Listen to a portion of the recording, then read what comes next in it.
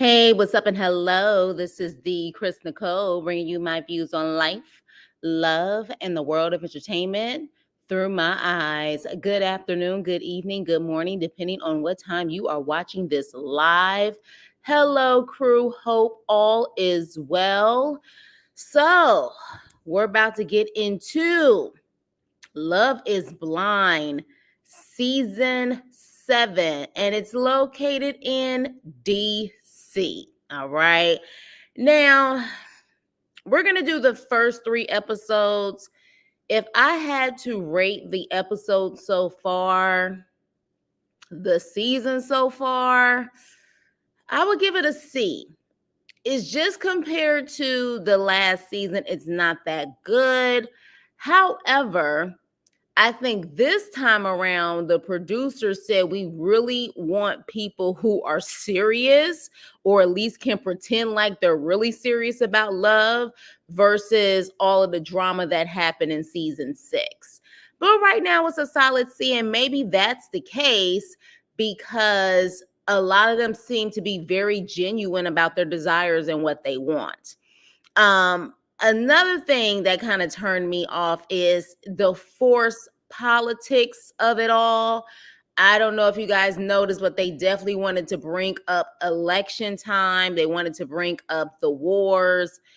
And I was just like, look, damn it, we watch reality TV to escape a lot of that stuff. That stuff we're constantly seeing on a day-to-day basis. We don't need that forced down our throats for Love is Blind. But again, I guess maybe for some people, they need to know who someone is voting for them to actually make a decision on if they want to be with that person, I guess. But I was just kind of turned off. I was like, why are we talking about the election? We don't need to hear anything else about this election at this point. As a matter of fact, I can't wait till November 5th comes, because at this point I just want it to be over and done with. But with that being said, let's get into it. So we're gonna go through episodes 1 through 3 when it comes to Love is Blind season 7 DC. So, of course, just in any old fashion, we start off with the girls and the guys meeting each other. Nick Lachey and his wife come, to say, welcome, enjoy yourself, have fun. You're going to be proposing to someone or you're going to be engaged, all the hoopla that comes with it. First things first, of course, one thing about Love is Blind, there's no one who's ugly. Everyone kind of has model-like features, even like the thicker girls. I need to see someone yet again who's like a size 16 and up. I don't know. I haven't watched Love is Blind since the beginning. I'm like, do you guys ever really have like plus size girls? Because to me, some of the girls that we see in this season, they're not plus size. I would say they're probably like a solid 12 or 14, maybe, if that, because TV makes you look bigger than what you are. But I'm just like, can we get the big boys, the big girls, they need love too. You know what I'm saying? So, but of course, everybody, definitely looks like they're kind of model ready. And then one thing I noticed, the ones who didn't look that model ready, they didn't make it. So you could tell that production kind of picks people and helps them kind of get together. At this point, I'm convinced that production does that. But again, that's my opinion. So at this point, instead of me going necessarily episode by episode, I'm going to go couple by couple and really just narrow down the people that are getting on my damn nerves and the people that I feel like will actually make it. And then you guys chime in the comments and let me know how you feel about these couples. Hey, brother, what's up, Teeth? He says all the men are ugly. I think Tim is cute. I actually think Bowden was kind of cute too. We're gonna get into that, but I thought Kim was cute too. So, of course, they have their first pod meetups. Now let's get into this anal ass couple. We have Taylor and we have Garrett, okay? Now, one thing about Taylor, homegirl needs to be in a Crest or Colgate commercial. When I tell you she has the perfect smile and the dimples to match, I'm like, are you sure you're not a commercial model? Because she seems perfect for it. But one thing about it is they're both nerds. Okay. Garrett and Taylor are both nerds. They seem perfect for each other as far as their anal ass personalities. You know, Taylor seems to be in her head a lot. And Garrett even says that. Hey, Shayla. Garrett even says that because it seems like she is very calculating, very anal. And he says, you know, I feel like you're very calculating.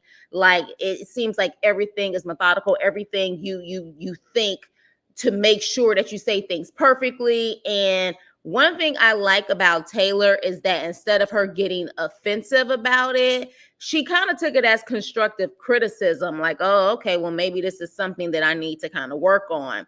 But she brings up her ethnicity. And you could definitely tell she has some Asian in her, but I don't know if she seems like she may be mixed. Now, I don't know if she gave a full background of what her background is, but it seemed like she could be like Asian and white.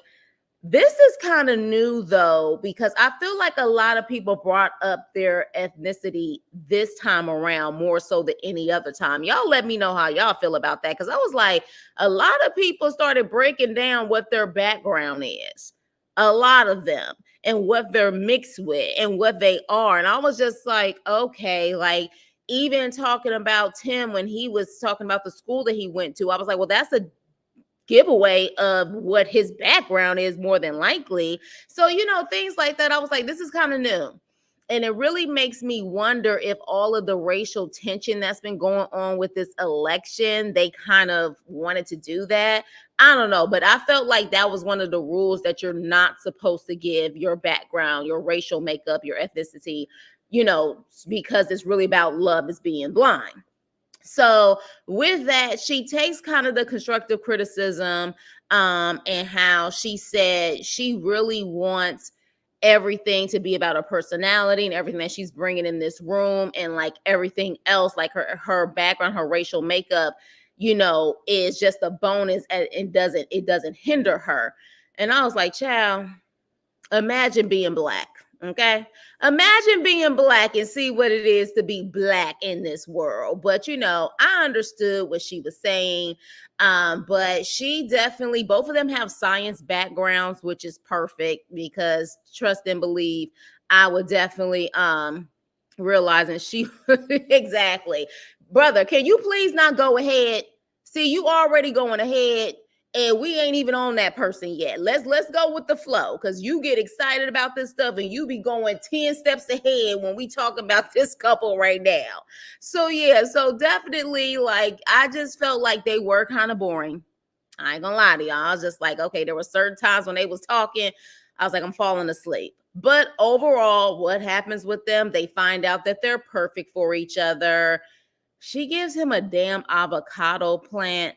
Now, she gives some type of, you know, reasoning for that, saying the avocado plant represents, you know, all of these things in her life, and with her wanting to have kids, and how, you know, she wants to wait 5 to 7 years to have kids.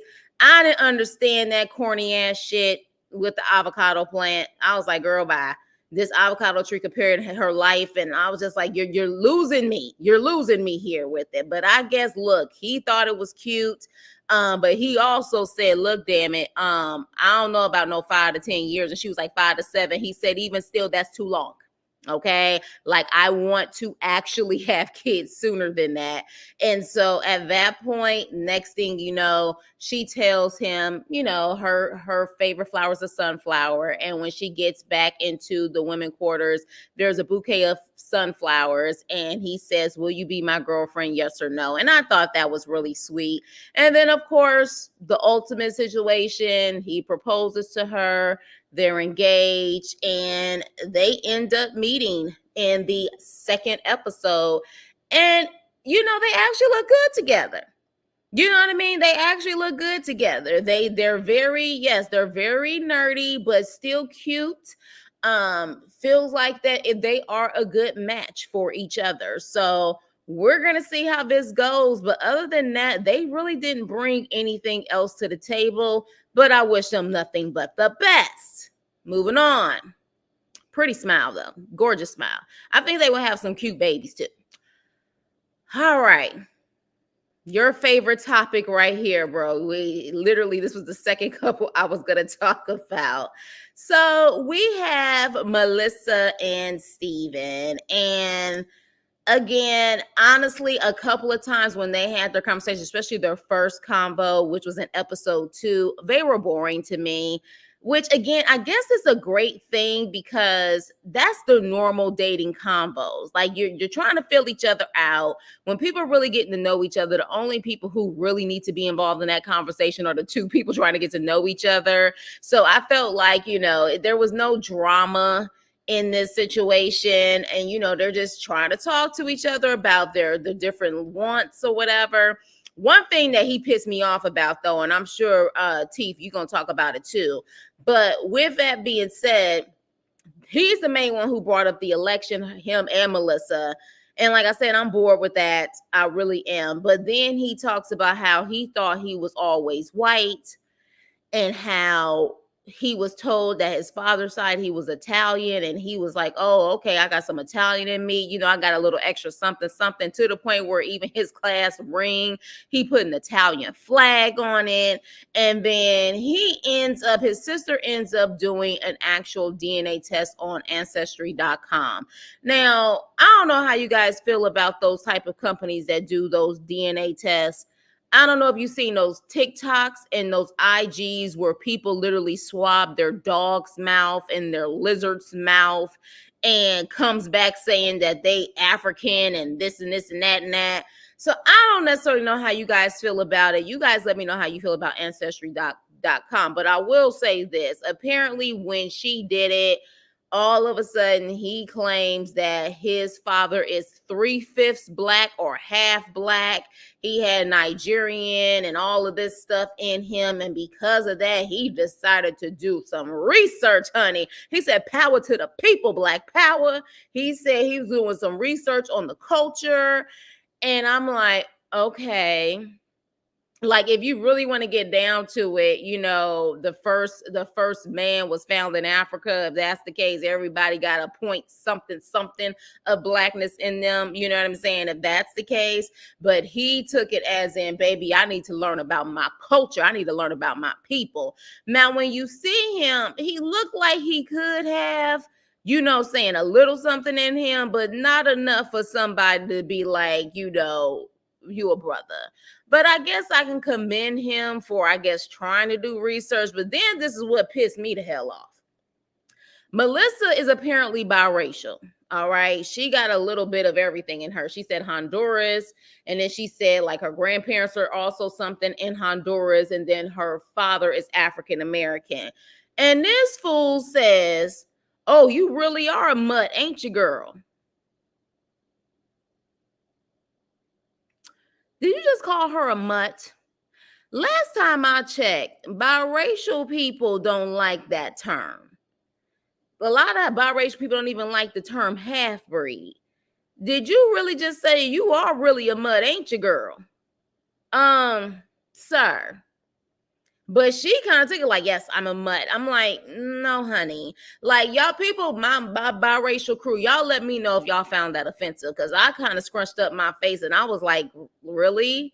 That's what you say to her? I was like, that's definitely a moment that makes me say, what the hell were you thinking?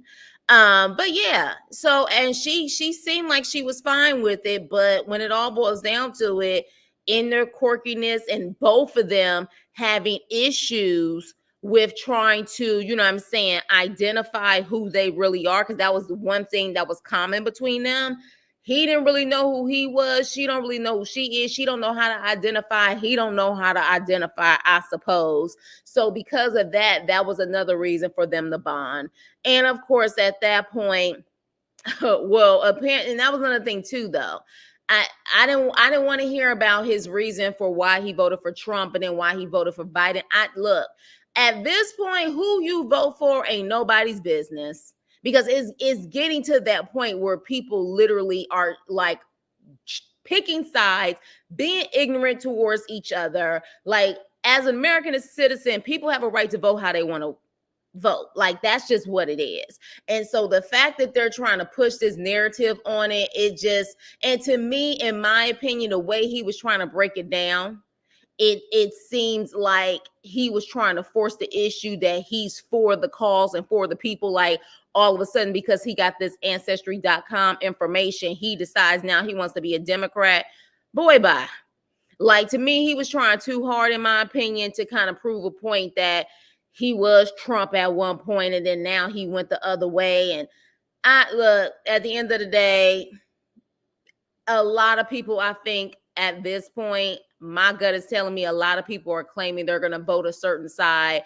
And then when they get to the election poll, they're going to vote however the hell they want to vote. But I don't need to know that shit.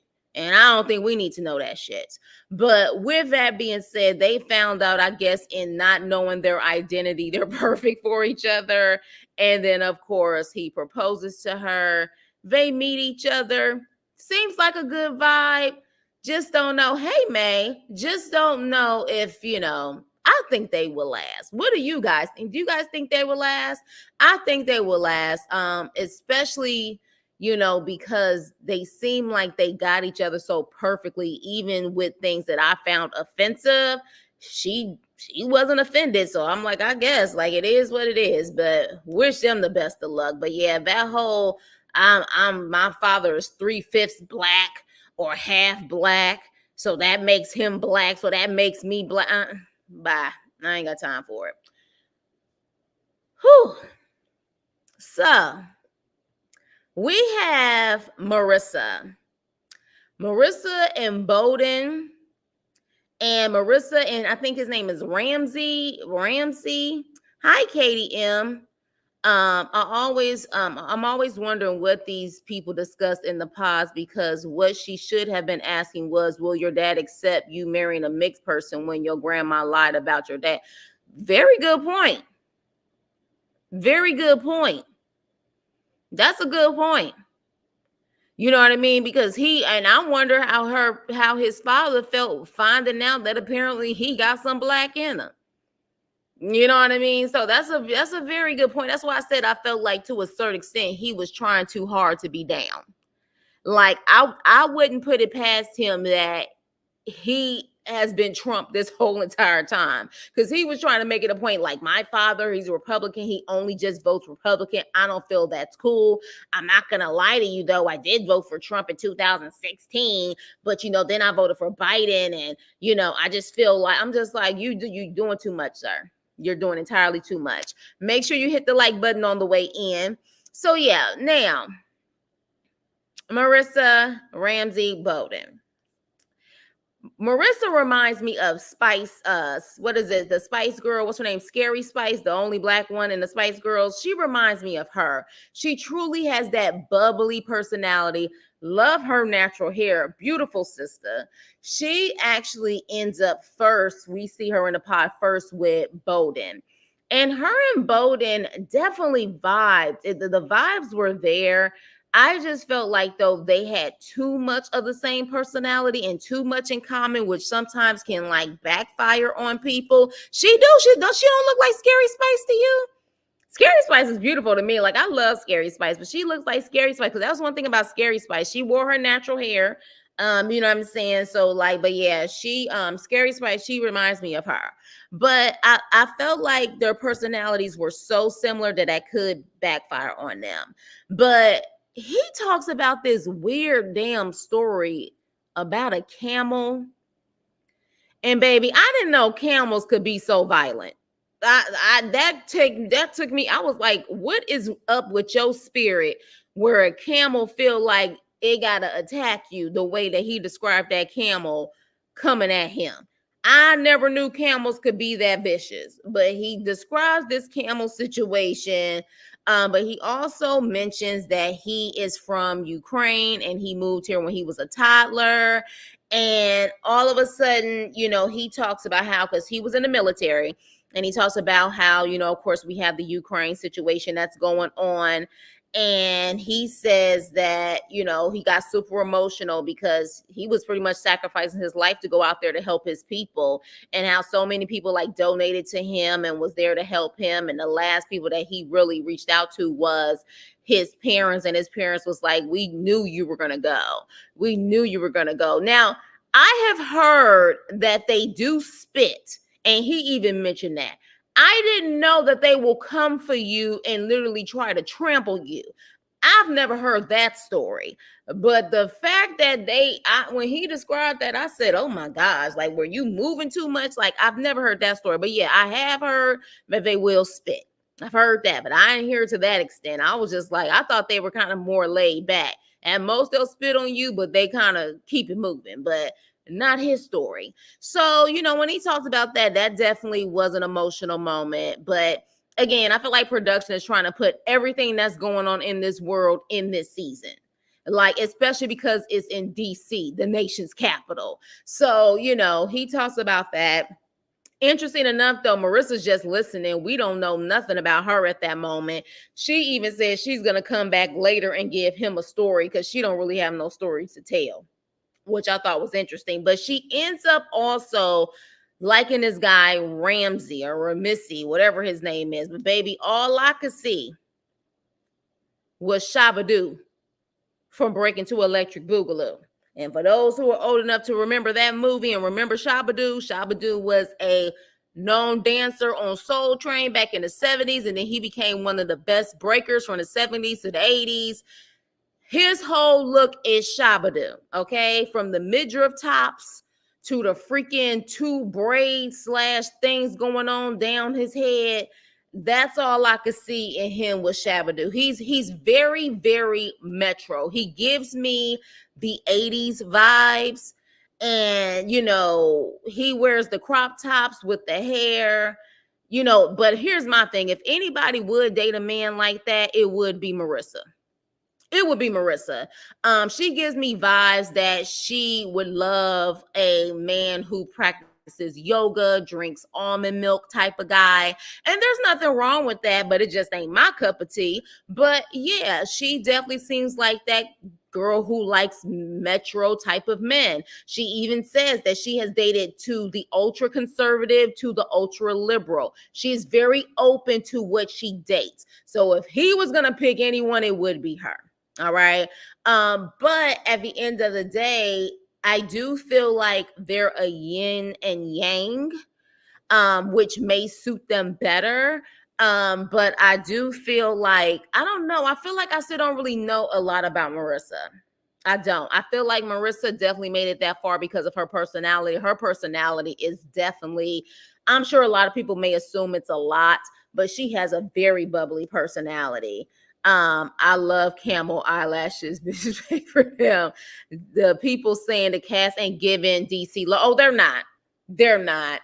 They're not DC locals at all whatsoever. They probably all moved to DC either for work purposes or hell, maybe none of them even live in DC. Maybe they just did it for the show. But no, none of them are giving me DC vibes. At least the black people are not. But definitely, he do, don't he? He do. He look like Shabadoo. Y'all look at Ramsey and he look like Shabadoo. And in a later episode, I think he straight up got a crop top on. So I was like, oh, the same way Hannah has insecurities. But we'll talk about that. We'll talk about that. We ain't got there yet. But with that, bringing it up is the same way he's always bringing up his masculinity, and that worries me how he would react if Marissa ever questions it. I don't think Marissa would question it. I think she's the perfect match for him. I don't think she would question it. She may even be the type to date a man. She's open to a man who could be bisexual.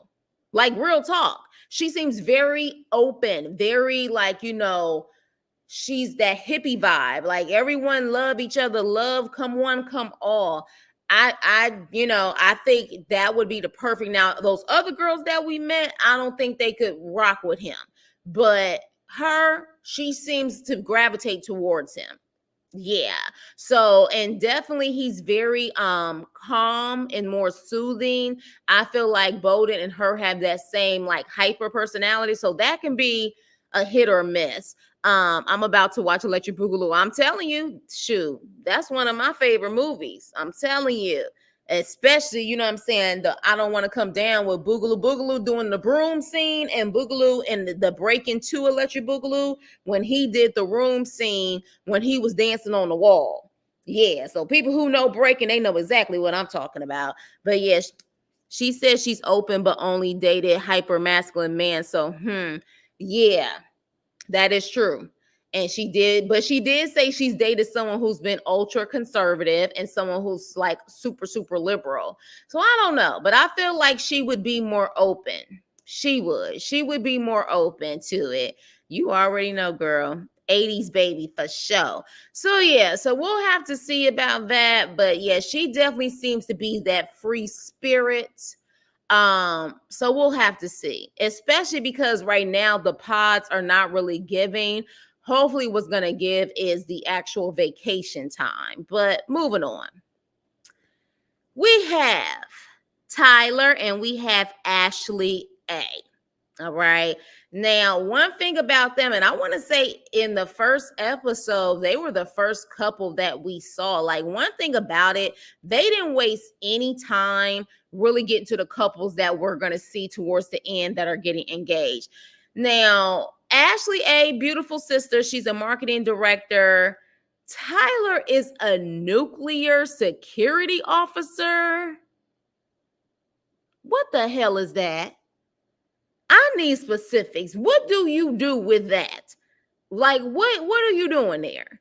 So, but anywho, chemistry wise and even look wise, they're a great combination. Now, he claims he doesn't believe in gender roles. He doesn't have a problem with cooking. He is biracial. I think he said he's Siberian and black. And his grandfather pretty much rejected his mother because his mother had kids by a black man. And so growing up, it was a struggle for them. And she only had her 3 kids and her mom, which is his grandmother. Apparently, his grandmother ended up getting cancer and passing away. And he said it was so hard to console his mom. And it's probably a cultural thing, too. He didn't really know how to open up and, pretty much console his mother. And he really got emotional about that and how I think because of that, he really learned that he wanted to embrace his emotions. And, I'll say this though. Yeah, but why? Is there something more special about being a nuclear security officer than your average security officer? Is there a certain type of clearance that you get that makes you more money? I didn't understand why they had to put that in front of security officer. A security officer is a security officer. So unless you have a special clearance and you making like a gazillion amount more money than your average security officer, then yeah, I didn't see the point of that. But one thing about the whole situation, Tyler, in my opinion, he opened up so much to Ashley. And Ashley was just taking it all in. But let me ask y'all something. What do we know about Ashley? Does anybody know anything about Ashley? I don't. Ashley didn't talk about her parents. Ashley didn't talk about if she has siblings. Ashley didn't talk about if she got a child. Ashley didn't say anything about her. Ashley was just listening to Tyler talk. We didn't hear nothing about Ashley. We don't know anything but besides the fact that she was crying when he was getting emotional and sharing his story. But I know nothing about her. And you can't be on a show like this and we know zero about you, ma'am. And that was annoying me about Ashley. I'm like, well, hell, what about you? He done told you how many siblings he got. He done told you about his mom. He told you about his grandmother, his grandfather. And we know nothing about you. You just taking it in and making noises and why do you know how to roll your tongue, Tyler? What's up with that? I don't know about Ashley yet. And maybe she's uncomfortable with putting herself out there. She does mention that when towards like when before he proposes to her. One thing I like about Tyler is that it was so sweet. He actually said a prayer before they ate for one of their dates and was talking about how they're, he's grateful for their union. And it was really sweet. It was really sweet. And I like the fact that he's willing to be vulnerable, but I like when both of them are vulnerable towards each other. And I'm not getting that from Ashley. She seems really guarded. The only thing that they do learn from each other, I suppose, is the type of music they like. But we didn't get a chance to really listen to that music. We know nothing about her past. Give us something, Ashley. You know what I mean? Like, he's open and she's willing to receive the vulnerability from him, but she's not giving it. Not feeling it. You know what I'm saying? I'm really not feeling it. So, let me see. He redirected all conversations back to him and his sister. It's not her fault. She talked about that's not them. That's not them, Katie. That's Tim. That's Tim. That's not the same couple. Ashley A and Tyler is a different couple. Tim and Alex is that couple. So that's a totally different couple. This couple, Ashley A, and that, honestly, you saying that probably gives even more of how Ashley didn't really open up, because you remember that part. I would say Alex and Tim, they both opened up to each other. Ashley A, we don't know, and y'all let me know if I missed something. So far, we don't know a damn thing about her. No, it's all good. It's all good. I know, because it's a lot of couples. It can get confusing, but we don't know nothing about her. We know everything about Tyler. I was just basically able to break down everything about Tyler. I can't break down anything about Ashley because we don't know anything. And then, of course, the music they was listening to, we couldn't hear the music. So I don't even know what type of music she liked. So with that, though, she does, I guess, in her own way, become vulnerable with the letter that she reads to Tyler. And one thing I will say is that, she does mention, she's guarded, and how, she says that she is going to get out of her own way. And baby, I felt that, because I think a lot of times we do tend to get in our own way, especially when it comes to love and all of that stuff, or, just being able to grow in life. She does mention that. So I guess that's the most vulnerable we're gonna get from her, is that she said, she's gonna let go and get out of her own way and receive love. She's never had a guy who, has been able to open up to her like that before. And Tyler said, look, I love you and you're safe with me. So hopefully what will happen is when the vacation comes, we will see Ashley open up. Now that she maybe feels comfortable, and now that they've met each other, because they did meet. And it was a great meetup. Like, Tyler seemed excited. He felt like she was beautiful. Like, he looked like he was ready to go into Freaky Tales mode immediately. So maybe, hopefully, maybe we'll see her open up. If she don't open up, I don't see the point of you being on a damn reality TV show. I don't, because he laid it all out. He really did. So hopefully she will open up. But, like, as far as the actual Tyler, he definitely seems to be in, and she seems in too. They look beautiful together. They really do. They really look beautiful together. So I wish them the best, honey. But I will say, when they did meet, I was smiling from ear to ear, because it truly just seemed like, yeah, they are in love with each other. So let's see what the vacation holds when it comes to that. And I have to see, of course, episodes 4 through 6, if there's going to be any more when it comes to them. I don't think so, though, because we got enough when it comes to these other people that I'm about to talk about. But moving on. Oh, yeah. And then the happy birthday scene with the cheesecake. I thought that was really sweet. So she definitely has a sweet side to her, but I sure would like to know what her past is, what her family dynamic is. Like, you know what I mean? Because that will make you a part of who you are, too. Who you are, and how you may potentially, what may be potential issues in a relationship, or what can be good things in a relationship. So moving on. Now, this is the couple, Katie. This is Tim and Alex, all right? And so Tim and Alex, I like them. I really do. Tim definitely, gosh, his story was just so sad. And yes, Alex opened up also. I definitely feel like there was more of her talking about, her family and things like that versus Ashley A. But Tim's story, now, one thing about it is that they instantly clicked, in my opinion, immediately.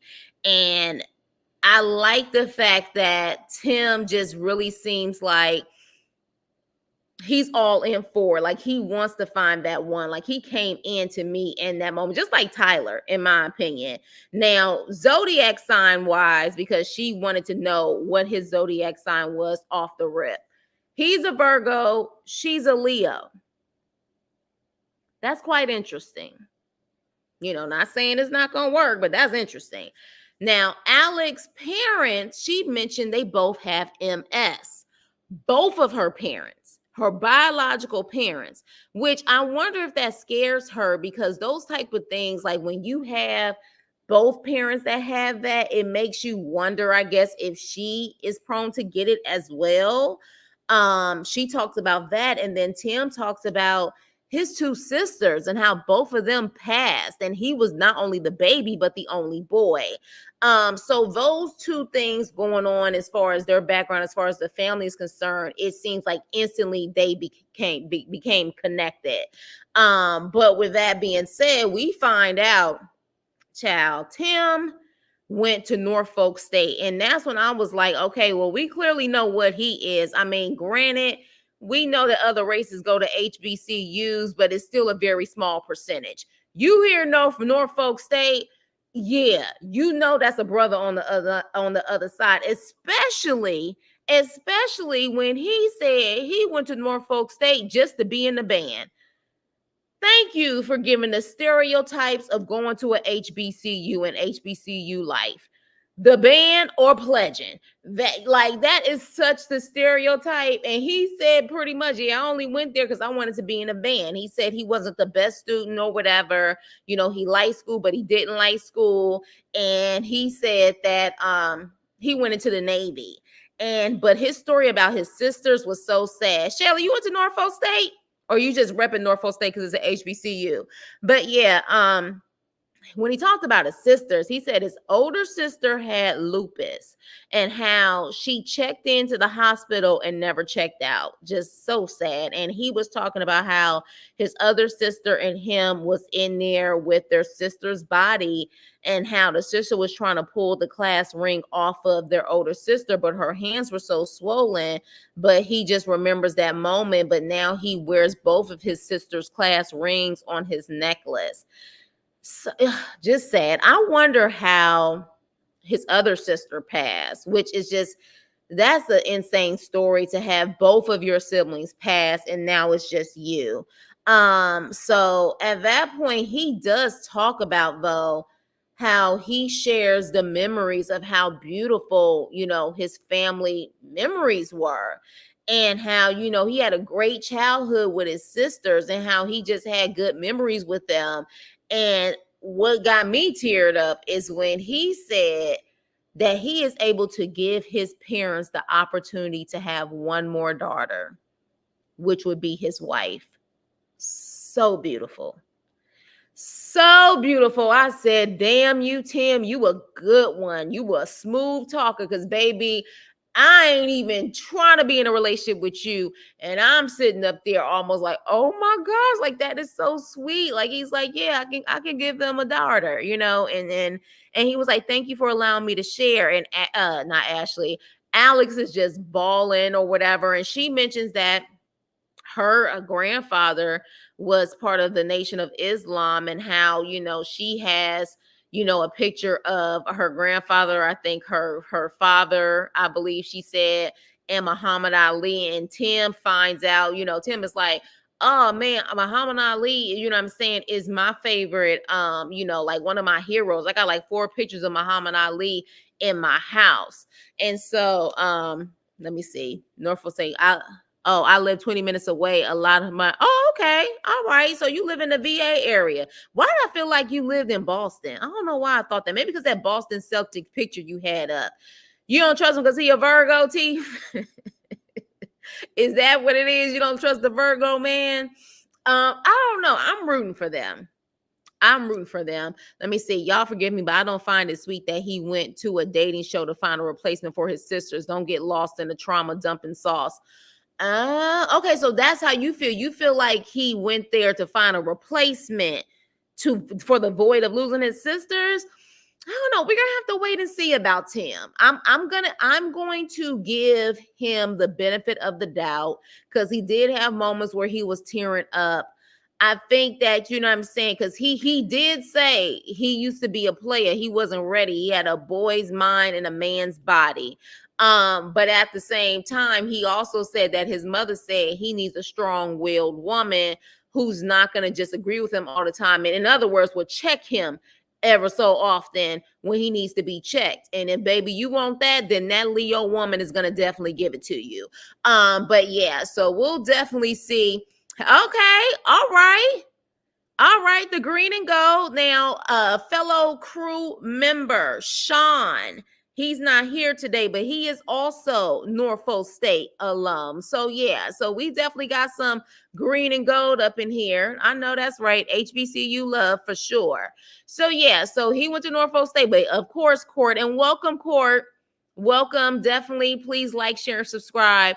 But of course, he had to give the stereotypes. Everybody want to assume people just go to HBCUs for the band and pledging. Like HBCUs are more than that, but he definitely did say, yeah, I only went for the band, and he left and went to the Navy. But he said going to the Navy was the best decision for him. But you know, I'm gonna give Tim the benefit of the doubt. Okay, I'm gonna give him the benefit of the doubt until he proves me wrong. So as of right now, though, these pods, they're a little boring. So I hope they're going to kick it up a notch during these vacation times. So yeah. Now, let's get into this shit. This is the main situation that we need to talk about, okay? Insecure ass Hannah, smooth talking but dork Nick Dorka. His name is perfect for him, Dork. And Leo and freaking Brittany are airhead Barbie. All right. So Dorka meets Hannah, and Hannah automatically starts talking about how people are superficial. And instantly I was like, okay, this girl seems to be in her head a lot before we really get to the nitty gritty of how she thinks.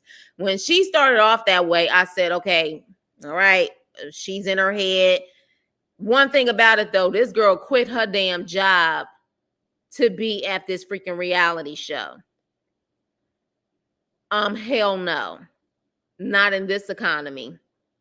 So what's really your purpose? You claim it's to find love, but I don't know that many people who's going to lose their livelihood for a show that you may be there for what? 4 weeks tops? I really want to know how long they have to film when it comes to this show. So Hannah talks about superficial people. Then she meets Leo, and I'm sorry, Leo is a shifty piece of shit to me. Trust fund baby. In my opinion, while he claims he doesn't want a woman that's about his money, that's all he talks about is his money and his inheritance, which means that's the only thing that he has. Okay, didn't like him from the beginning. So she talks to Nick, she talks to Leo, she vibes with them really well. They vibe with her. Everybody is talking about how Nick is just a smooth talker. He's smooth with it. And they can't really put his finger on him, but he's just a smooth talker. Now, when Leo meets Brittany, the esthetician, but she says she does skincare. She doesn't call it esthetician. She says she does skincare when they ask. But she's just, sorry, she comes off like the stereotypical airhead Barbie, okay? Yes, I feel you, Rochelle, and welcome if you're new to the channel. This is the last people I need to talk about because it's a lot to talk about, and feel free to chime in. She comes off as a stereotypical airhead. She even calls herself a trophy wife. Beautiful girl, though. She's a beautiful girl. No lies told. She's beautiful, but she don't cook. She don't do shit. And I think she tells Leo she does skincare, okay? and how she does beach cleanups. And I said, what the hell is going on here? That's what she said her life is: skincare and beach cleanups. All right. Their combo, in my opinion, was so superficial to me. And of course, he talks about his money. And in my opinion, her eyes kind of lit up because she definitely wants the bag, honey. Because you can tell working is not her ministry. Working hard, being an independent woman is not her ministry. So he also mentions his history of cancer in his family, from his grandfather to his mother to his father, stepfather. All of them passed the cancer, and here he is with this big inheritance, being an art dealer, and he's only 30 years old. All right. And so at that point, when he talks about all of his money, because again, that's all he has, and all he talks about is superficial shit. When he talks about his money, all of a sudden, Britt is like, okay, so like I've been having anxiety over this. So how do you feel about like bills and stuff? Like, do you feel that you will want to go like 50-50? Like, how do you feel about that? And so he's like, well, I don't feel like I should pay everything, but if I make more money, like, I guess I would pay like the bulk, but not everything. And she's like, oh my gosh, like, thank God, because, look, I was taken care of in my last relationship. Like, I like to shop. I had to pay for my workout classes. And I'm like, okay, Barbie, you are shallow as hell. This is not looking good at all whatsoever. But guess what? Leo is shallow as hell too. So he literally is like, all you hear when she's talking about all the things that she needs to be taken care of, he hits the ball like he's playing golf, and he's like, I don't really want a woman who wants me like for my money. Like if all happens and I happen to become like broke or whatever the case may be, like I want her to love me for me. And she's like, no, totally. Like if I really was just all about the money, like I wouldn't be here. Yeah, bullshit. And let's be clear, Leo, if you weren't all about flaunting your money, you wouldn't be there either, because you don't have a personality and you don't know what the hell you want, who the hell you are. And as far as I see it, I don't put it past him to not have that much damn money. He seems so damn shady to me. I wouldn't put it past him to literally only have two nickels to rub together and he's faking the whole entire funk. I just don't put it past him. Like, I would need to see your trust fund. Like, I would need to see your bank accounts. I would need to see the assets, like, seriously, because I don't really believe anything that he's saying. So at that point, I was just like, okay, this is a waste of my time. It's really hard for me to hear Brittany talk, because she truly talks like that Valley Girl airhead. Because then she starts talking about like, oh my gosh, like literally, like Leo was like one of the first names, like one of my favorite names to name my child. And he was like, well, I don't want a child named after me. Well, what about Levi? And like, yeah, Levi for a boy, and then like Blaze for a girl. And he's like, Blaze Brody seems like, what I'm saying, like a fake name. And she was like, oh my gosh, your last name is Brody.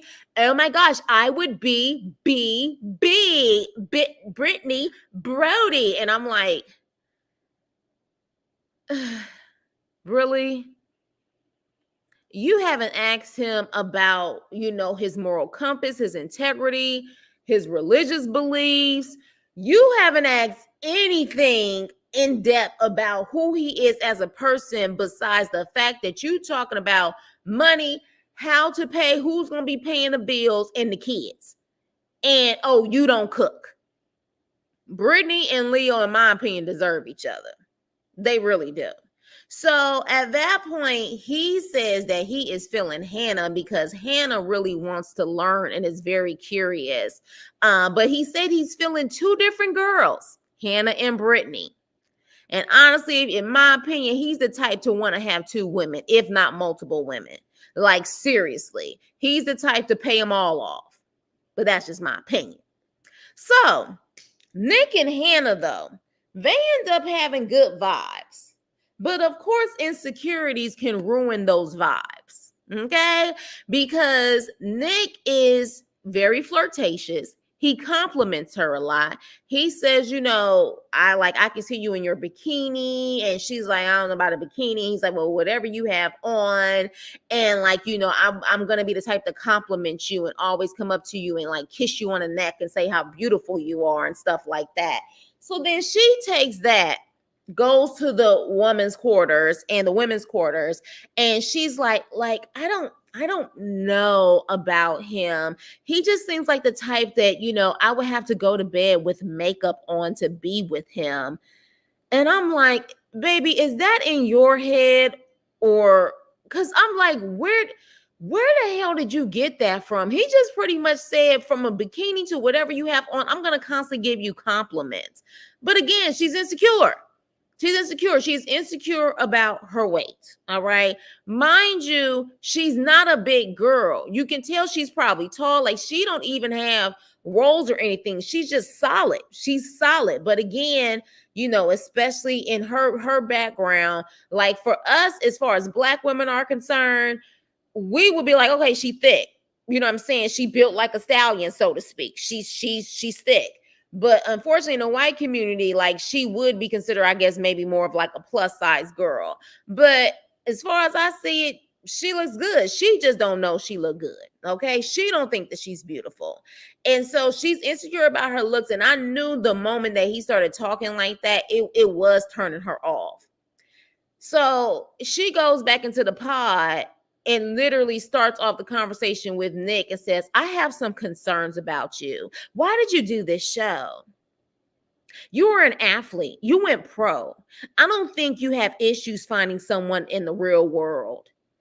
And he was like, I always dated for the wrong reasons. And I don't think you would have an issue dating in the real world either. And then she says, the guys that are like him would be the ones that would actually want her.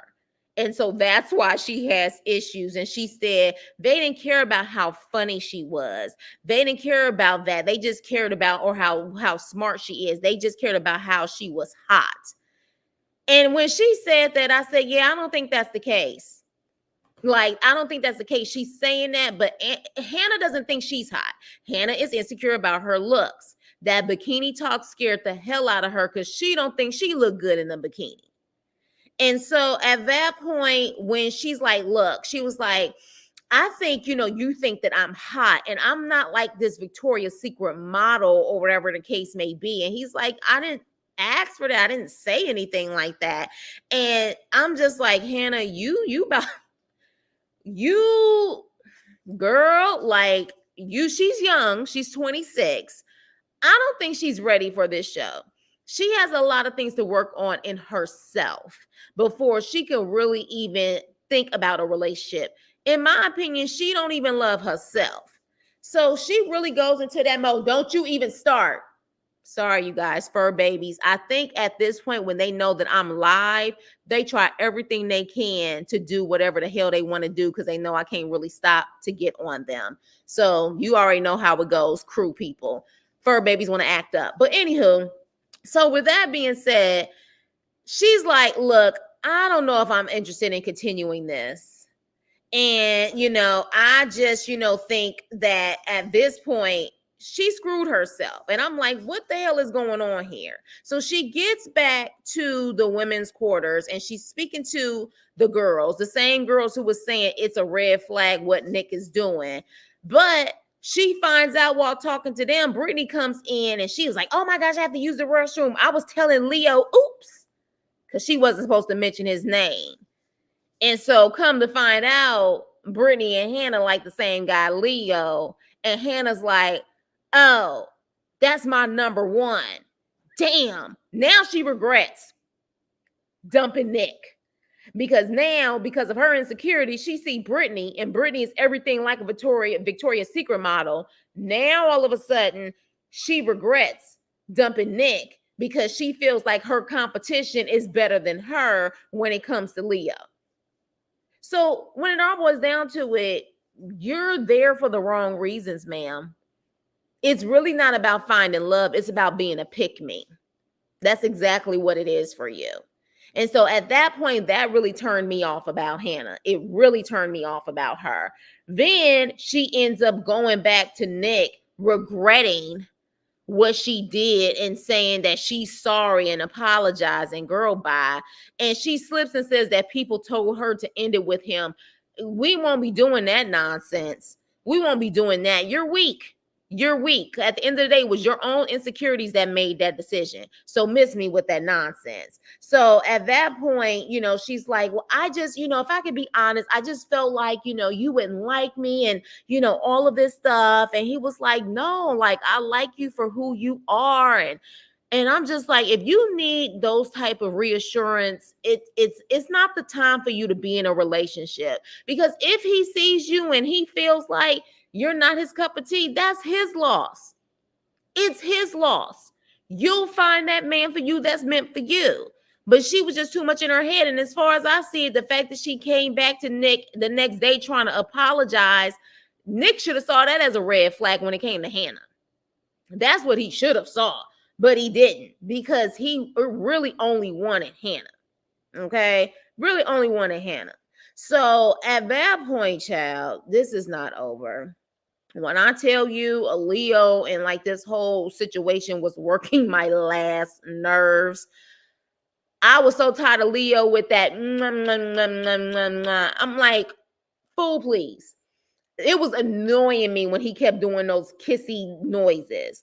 Leo can't make up his mind between Brittany and Hannah. And again, irking my last nerves. He asked about rings with Brittany, saying he wanted to ask about, what kind of ring she would like. Again, throwing his money in his face. I still haven't heard anything with real substance. Nothing with real substance. He's like, what kind of ring would you like? And then he has the audacity to say to Brittany, he was going to ask them both about the rings that they like because he can't make up a decision. He can't make a decision on who he wants. Baby, he wants to practice polygamy, in my opinion. I think he wants both of them to pretty much say, we'll be willing to deal with you or take you as long as you take care of us. Because there's no way in the world you feel like you would say that to a woman and that woman's supposed to accept it. Especially a woman like Brittany, because Brittany already thinks she a trophy wife. So her thing is the audacity of you. I'm a dime piece. So how dare you even think that I would be a second option? Because he tells her also, literally, you were my number 2, but now both of you are my number 1s. Leo, you a piece of shit. There's no nice way to put it. But again, the problem with Brittany is she falls into the material stuff. He's like, what kind of cut do you like? Do you like oval? Do you like square? She's like, oval. I only wear gold. And he was like, yeah, I should have known. Like, I know, instead of, trusting my gut, I know what you like. That. And she's like, I don't even know how I feel about that anymore. Like, you literally are saying that you're asking about what ring you like or what ring I like. And you're also saying that to another woman. Like, my husband is asking about rings to another woman. And so he's like, well, look, I just don't know. Like, I don't know who I necessarily want. And of course, Hannah, being the ultimate pick-me, is head over heels when Nick actually says that he's in love with her. And now all of a sudden she feels the exact same way because he confessed his love first. And I don't believe her. I really don't. Like, I feel like we're about to see a lot of who Hannah really is as this season goes on. So at the end of the day, she's jumping for joy, talking about Nick is her man in the women's quarters or whatever, and that she's down with him. But then at the same time, when she goes to Leo and tells Leo, I've made my decision, Nick is my guy, this fool is like, Hannah, why would you do this? You weren't all in. Like, literally, like, how could you do this? Like, I hadn't made up my mind. I thought you would have cared about us enough to take time to think about it. And I'm thinking, like, Leo, the only reason why you're doing this is because she rejected you first. Like, you were such a narcissist. Like, at the end of the day, it's not really about you really wanting her. It's about, I haven't made my decision yet, and I am the one who rejects you. You don't reject me. You don't tell me you're moving on from me. I say that to you. That's what that was all about. He was throwing a straight up tantrum, acting like a straight fool because she said that she has found her man. And Hannah is crying and like, oh my gosh, this is so confusing. What's so confusing about it if you claim Nick is the one? What's so confusing about it? You simply put, I am moving on. And this is just what it is. I love him. He's the one for me. And so I wish you the best of luck. But the fact that she was crying and under like so confused and she didn't know what to do, you know what that means? She literally don't love either one of them. She wants to be a pick me. If they pick her, she's all in. That's just what it is for her. It's not about love. It's about being a pick me. She don't want to leave that damn pod, that show, jobless and manless. Okay? That's what it is for her. Because if she truly loved herself and loved Nick, it would be no discussion. She would be like, look, I'm sorry, Leo. Brittany's a great girl, but I gotta go. I've made my decision. But she didn't do that. She was really torn. Because, again, wrong reasons. Let me see what you guys are saying. Britt said, I want to be a housewife. Okay, yeah, a housewife who can't cook. And some tells me she don't clean either. So literally, I'm just like, okay. Exactly. Usually people that have it don't mention it. Right. It really makes me wonder what he really has. Definitely too young. Yeah, Hannah's way young. Way young. And hello, Rochelle. I don't know if you're new. If you are new, let us know. Welcome to the crew. Yeah, that scene with Leo and Hannah was so cringy. It was, and it was so long. I was looking at the damn screen like, oh my gosh, like when is this gonna be over? Like it was so damn fake. Like even with him getting on his knees or jumping on that damn ottoman, I was like, what the hell are you? He didn't jump on it, but he was just being extra. I was just like, what are you doing at this point? And again, it wasn't about him really being disappointed. It was about when I make my decision, then you can move on. That's what it was about. And y'all let me know if y'all feel like I'm wrong in a situation. He don't love neither one of those women. I mean, he even said, and this just shows you how superficial he is. He said in the real world, in passing, he would pass Hannah. Like they would not connect in the real world, but he definitely feels like he would connect in the real world with Brittany because you've dealt with the superficial your whole life. You've dealt with the trophy girls your whole life. Hannah, you would pass. You would pass up. You know what I mean? Now, time will tell if Nick is really actually serious about Hannah. You know what I mean? But Leo damn sure wouldn't have been serious about her. And based on what I'm seeing, even with the Brittany situation, Leo is not serious about Brittany either. I don't trust his ass. I don't trust him. I would trust him before I trust Leo. Leo is shady and shifty as hell. He really is. And we're going to really see exactly what his game plan is or what he's up to this season. Because I truly feel like something ain't right with him. And maybe, just maybe, he's going to get exposed even more during this season. But with that being said, you guys, that was the end of episodes 1 through 3. That's my review and my recap. You guys let me know what you think about this season so far. I feel like there was more sparks and drama, like from the beginning of the last season, season 6 versus this one.